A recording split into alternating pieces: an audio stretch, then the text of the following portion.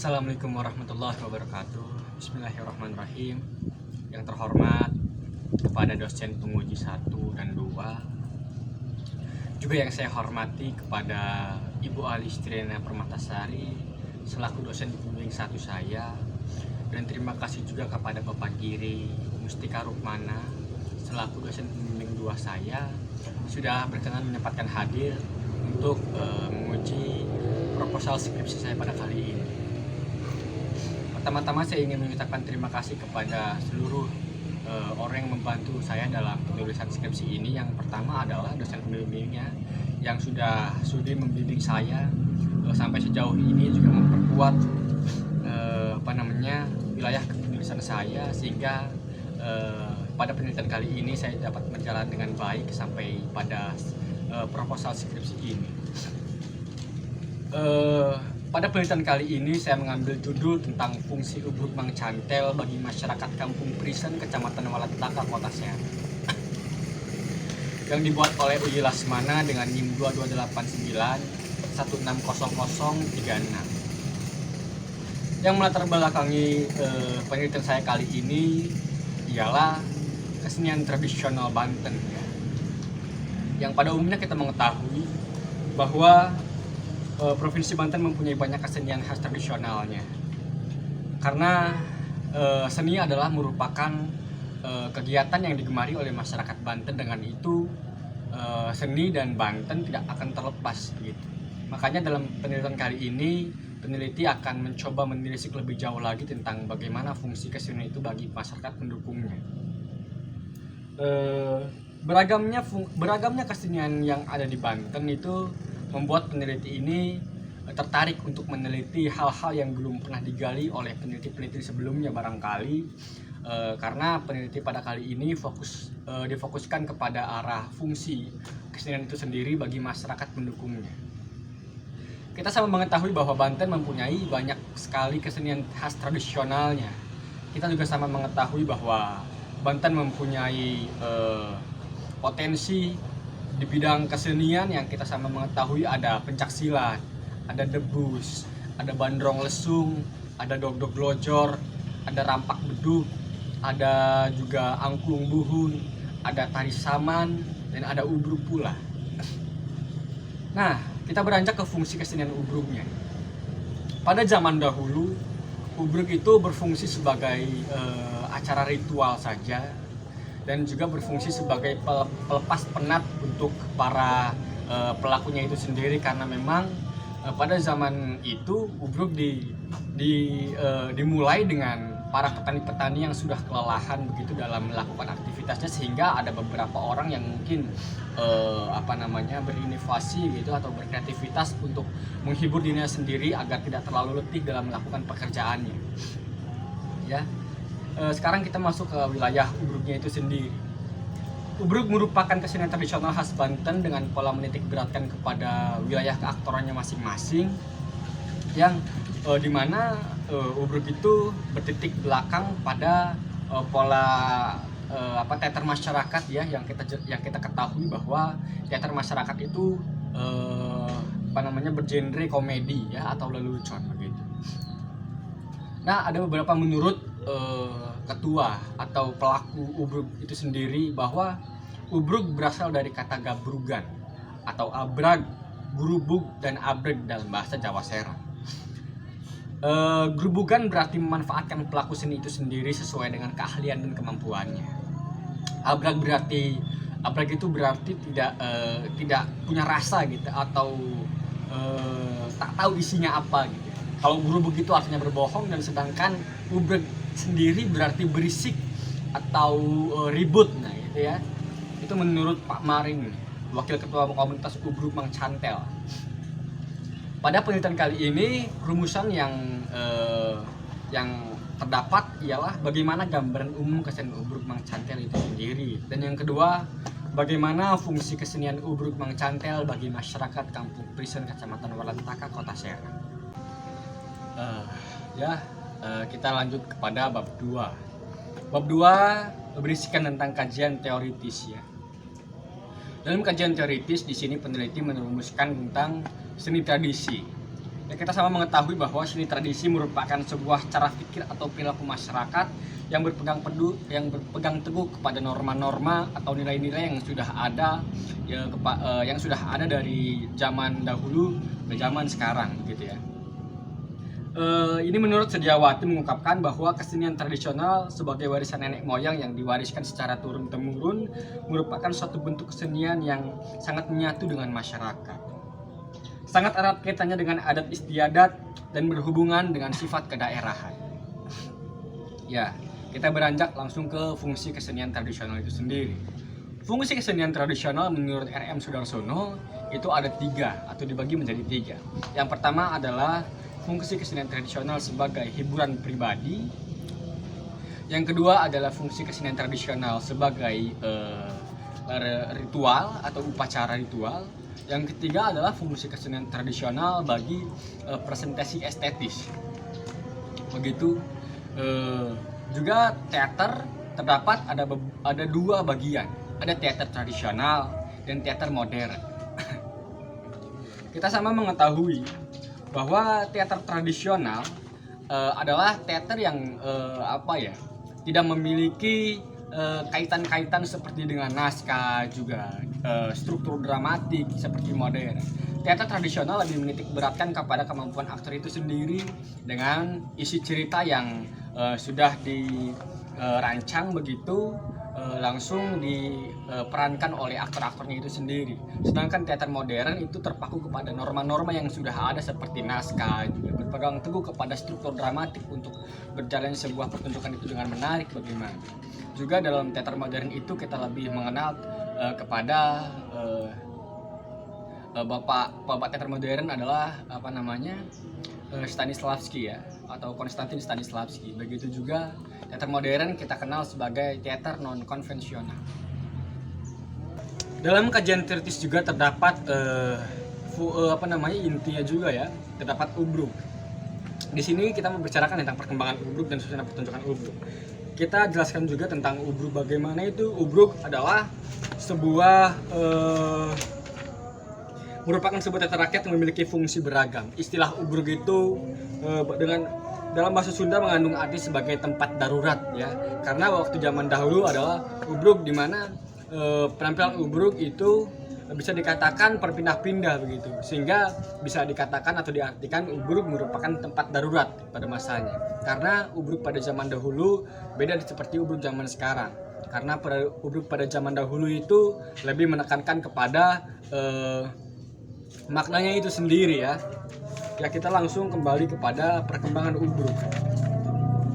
Perkembangan ubruk di Banten sudah terbilang lumayan baik karena dibuktikan dengan beberapa kelompok baru yang sudah mulai bermunculan ya, dan mulai aktif juga untuk memperkenalkan ubruk itu sendiri dan memainkan ubruk itu sendiri sebagaimana layaknya seperti ubruk biasanya yang sudah dimainkan kepada pelaku-pelaku seni pada zaman dulu. Perkembangan ubruk di Banten juga sangat luas. Ubruk tersebar di beberapa wilayah, termasuk Kabupaten Serang. Ada juga di Kabupaten Lebak, Kabupaten Pandeglang, dan Kabupaten Tangerang. Ubruk tersebar di beberapa wilayah itu.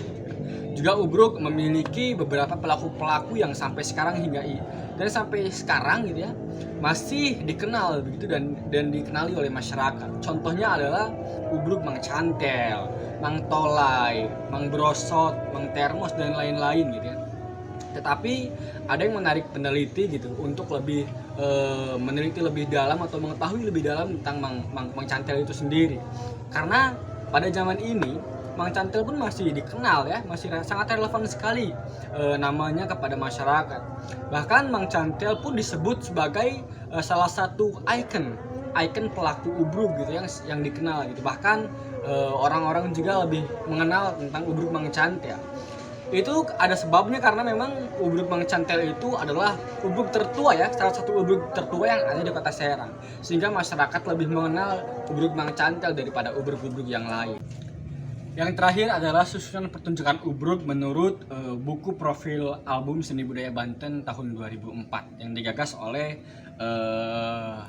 Dinas Pariwisata Provinsi Banten. Yang pertama menurut buku tersebut ialah ada Tatalu. Tatalu merupakan awal dari pertunjukan ubruk yang bermaksud untuk menarik perhatian penonton dan juga menandakan bahwa bahwa pertunjukan akan segera dimulai. Begitu. Yang kedua juga terdapat adalah lalaguan. Lalaguan adalah berupa permainan instrumen yang menarik permainan instrumen yang biasa dimainkan sambil menunggu pelaku itu berdandan dan mempersiapkan barang-barang atau alat-alat yang akan segera dipentaskan begitu. Yang ketiga ada tatalu singkat. Tatalu singkat dimainkan untuk memulai pertunjukannya. Nah, baru ada nandung. Nandung yakni penampilan lagu-lagu nandung manis yang dibawakan oleh sang penari tersebut dengan membawakan setangkai kipas dan juga selendang ya untuk dimainkan. Kemudian menengok-nengokkan pinggulnya perlahan-lahan untuk menarik pelaku utamanya itu sendiri. Yang keempat ada intinya itu adalah lakon. Lakon merupakan unsur lawakan atau humor ya yang dititik beratkan kepada dialog antar pemain untuk menghibur penonton itu sendiri. Yang keempat adalah solder. Solder merupakan bagian ronggeng melibatkan penonton untuk turut serta mengikuti pertunjukan tersebut dan berfungsi sebagai menandakan bahwa pertunjukan itu akan segera berakhir. Begitu susunan pertunjukan ubruk menurut buku profil album seni pada tahun 2004 yang digagas oleh Dinas Pariwisata Provinsi Banten. Dalam pertunjukan ubruk pun terdapat sebuah alat musik yang dimainkan untuk mendukung sebuah pertunjukan dengan berjalan dengan baik ya. Alat musik tersebut terdapat rebab, gendang, gambang, atau panerus. Panerus itu adalah bonang kecil atau bonang yang bernada paling tinggi, saron, goong angkep. Nah, goong angkep adalah sebuah alat musik yang khas atau menciri khasi ubruk itu sendiri. Terus ada kecrek, kenong, dan kromong atau gambang kromong. Nah, selain itu juga pertunjukan ubruk terdapat tata rias atau tata busana. Pakaian dipergunakan oleh nayaga itu biasanya pakaian biasa atau biasanya juga kalau pada modern ini menggunakan kostum yang serupa. Begitupun untuk para penari menggunakan kebaya dan sinjang begitu. Untuk pelakunya sendiri itu untuk pelaku utama biasanya menggunakan rompi, kemeja, sarung yang diikat di bawah, juga pengikat kepala begitu. Demikian untuk pertunjukan ubruk dan lain-lain. Dalam bagian akhir dari kajian teoris ini terdapat kerangka berpikir. Dari penjelasan di atas dapat disimpulkan bahwa kerangka berpikir ini disusun dari kesenian ubruk Mang Cantel sendiri, lanjut kepada sejarah ubruk, turun ke perkembangan ubruk, dan turun lagi ke daerah penyebaran ubruk itu sendiri.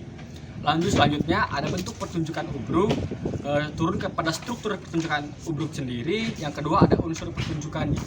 Yang ketiga fungsi ubruk bagi masyarakat, turun kepada ritual. Yang kedua hiburan pribadi. Yang ketiga ada presentasi estetis, ada pariwisata, ekonomi, pelestarian budaya. Begitu untuk bagian akhir dari kajian teoris ini. Kita lanjut kepada bab 3 saudara-saudara. Pada bab 3 ini terdapat metodologi penelitian. Selanjutnya kita beranjak kepada bab 3 ya. Bab 3 itu terdapat metodologi penelitian, saudara-saudara sekalian. Metode penelitian adalah prosedur atau cara untuk mengetahui sesuatu yang mempunyai langkah-langkah sistematis. Adapun metodologi penelitian adalah suatu kajian dalam mempelajari peraturan-peraturan suatu metode. Dengan demikian, metode penelitian adalah suatu kajian dalam mempelajari peraturan-peraturan yang terdapat dalam penelitian menurut Usmar dan Akbar 1996 pada bagian 42. Sesuai dengan pokok permasalahan yang diangkat dalam penelitian ini, peneliti merumuskan bahwa pada penelitian ini menggunakan metode pendekatan kualitatif deskriptif atau deskriptif kualitatif. Hal itu dikarenakan penelitian kualitatif menggambarkan gejala-gejala dan realita yang ada di lapangan dan mendeskripsikan situasi yang berhubungan dengan status dan fenomena yang terjadi dan sesuai dengan keadaan di lapangan itu sendiri. Adapun tempat dan waktu penelitian itu diselenggarakan pada bulan Desember sampai bulan Juni 2021 yang diselenggarakan di Sanggar Ubruk Mang Cantel yang terletak di Kampung Prisen, Kecamatan Ulantaka, Kota Serang. Demikian. Selanjutnya adalah definisi operasional. Definisi operasional mengenai beberapa istilah yang terdapat dalam penelitian itu, diantaranya kesenian ubruk mangcantel. Yang kedua, fungsi ubruk mangcantel bagi masyarakat Kampung Perisin, Kecamatan Walantaka, Kota Serang. Kita beranjak kepada instrumen penelitian. Instrumen penelitian menurut Sugiono mengungkapkan dengan demikian, instrumen penelitian adalah alat yang digunakan untuk mengukur fenomena atau maupun sosial yang diamati secara spesifik. Semua fenomena ini disebut variabel penelitian. Peneliti menetapkan fokus penelitian yang itu fungsi kesenian ubruk mangcantel bagi masyarakat itu sendiri. Dalam penelitian dalam instrumen penelitian ini, peneliti merumuskan beberapa acuan observasi yang terdapat 8 butir, juga ada acuan wawancara lapangan. Di sini juga ada bahwa di dalam instrumen penelitian itu terdapat juga studi kepustakaan, teknik observasi, wawancara dan interview, dan juga ada dokumentasi. Kita lanjut kepada teknik pengumpulan data. Teknik pengumpulan data menurut Siswantoro adalah kegiatan yang paling penting dari proses penelitian. Perannya sangat sentral sehingga kualitas penelitian tergantung pada teknik pengumpulan datanya. Nah, kita berlanjut kepada analisis data. Menurut Bogdan, menyatakan bahwa analisis data adalah proses mencari dan menyusun secara sistematis data yang diperoleh dari hasil wawancara dan catatan lapangan dan bahan-bahan lain sehingga dapat mudah dipahami dan temunya dapat diinformasikan kepada orang lain. Nah, itu kira-kira tentang analisis data. Kita langsung turun kepada keabsahan data ya. Keabsahan data itu terbagi ada beberapa ya. Yang pertama adalah credibility. Yang kedua ada perpanjangan pengamatan. Yang ketiga ada meningkatkan ketekunan dalam penelitian. Ada triangulasi. Triangulasi sendiri terbagi menjadi 3, yaitu triangulasi sumber, triangulasi teknik, dan triangulasi waktu. Yang keempat ada menggunakan bahan referensi, dan yang terakhir adalah mengadakan member check atau peninjauan ulang. Demikian presentasi saya pada kesempatan kali ini. Semoga dosen penguji juga bisa memaklumi dan bisa menerima apa yang saya sampaikan pada penelitian kali ini.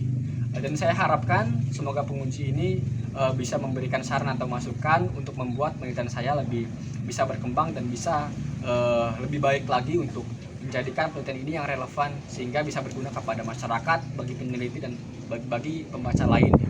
Mungkin sekian, terima kasih. Wassalamualaikum warahmatullahi wabarakatuh.